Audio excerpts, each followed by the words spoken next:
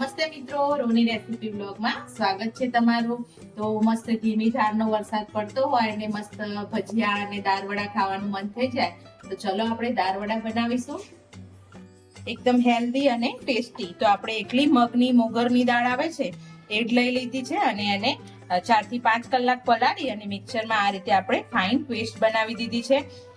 મેં બનાવીને મૂકી હતી પણ મારે વિડીયો બનાવવાનો મેળ ના આવ્યો એટલે હું તમને ડાયરેક્ટ જ બતાવી દઉં છું કે હું આ રીતે મગની મોગરની મિક્સ દાળના પણ આપણે દાળવડા બનાવી શકીએ છીએ। તો અહીંયા એમાં એડ કરવા માટે આપણે થોડું લસણનું પ્રમાણ વધારે રાખીશું। તો મેં 20 થી 25 કળી જેટલું લસણ લઈ લીધું છે અને લીલા મરચાં તો એકદમ ટેસ્ટ વધારી દે દાળવડાનો। અને હા, એકદમ એનો પણ ટેસ્ટ વધારે આદુનો સરસ લાગે છે। તો આદુ જેટલું તમને ભાવતું હોય એ પ્રમાણે તમે ઓછું વધઘટ લઈ શકો છો। તો આને આપણે મસ્ત ક્રશ કરી લેશું। તો અહીંયા આપણે મસ્ત એવું ફાઇન ચોપ કરી લીધું છે બધું મિક્સરમાં। તો આ રીતે એડ કરી દઈશું બધું જ। તો અહીંયા આપણે સ્વાદ પ્રમાણે મીઠું લઈ લેશું। આમાં કોઈ જ બીજી વસ્તુનો આપણે ઉપયોગ નથી કરવાનો, બેઝિક અને સિમ્પલ જ રીતે બનાવવાનું છે જેથી કરીને આપણા દાળવડા એકદમ ક્રિસ્પી બનીને તૈયાર થશે। તો અહીંયા મેં કોથમીર લઈ લીધી છે, થોડું કોથમીરનું પ્રમાણ વધારે રાખ્યું છે કે જેમને ના ભાવતું હોય તમે સ્કીપ કરી શકો છો કોથમીરની। તો હવે સરસ મસ્ત રીતે બધા જ ખીરાને મિક્સ કરી લઈશું।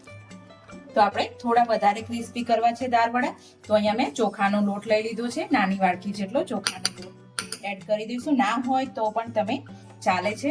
તો અને એ સેમ વાટકીથી મેં ચણાનો લોટ લઈ લીધો છે। તો આ બધા વસ્તુને આપણે સરખી એવી મિક્સ કરી લઈશું અંદર અને થોડું બાઇન્ડિંગ માટે પાણીની જરૂર પડે તો એડ કરીશું આપણે પાણી, થોડુંક જ પાણીને એડ કરીશું। તો અહીંયા આપણું તેલ મસ્ત એવું આવી ગયું છે।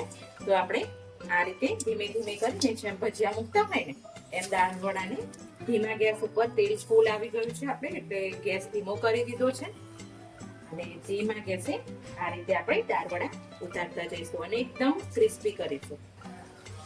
જો આપણે મસ્ત એવા ધીમા તાપે ચડે છે અને મસ્ત એવા ક્રિસ્પી પણ થાય છે અને કલર પણ જુઓ તો મિત્રો, જોતા જ ખાવાનું મન થઈ જાય ને એવો બ્રાઉન કલર મસ્ત આવે છે। તો આપણે અંદરથી થોડા એને ચડવા દેશું।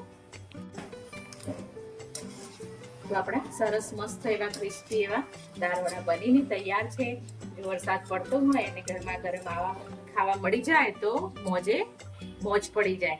તો એકદમ સરસ એવા આપણા દાળવડા ક્રિસ્પી અને એકદમ અંદરથી સાથી ક્રિસ્પી અને અંદરથી સોફ્ટ।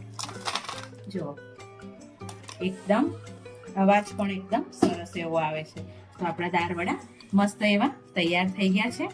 તો મિત્રો, તમને આ વિડીયો ગમે તો લાઈક કરજો, શેર કરજો, સબસ્ક્રાઇબ કરજો અને ચલો તમે પણ વરસાદની મજા માણવા।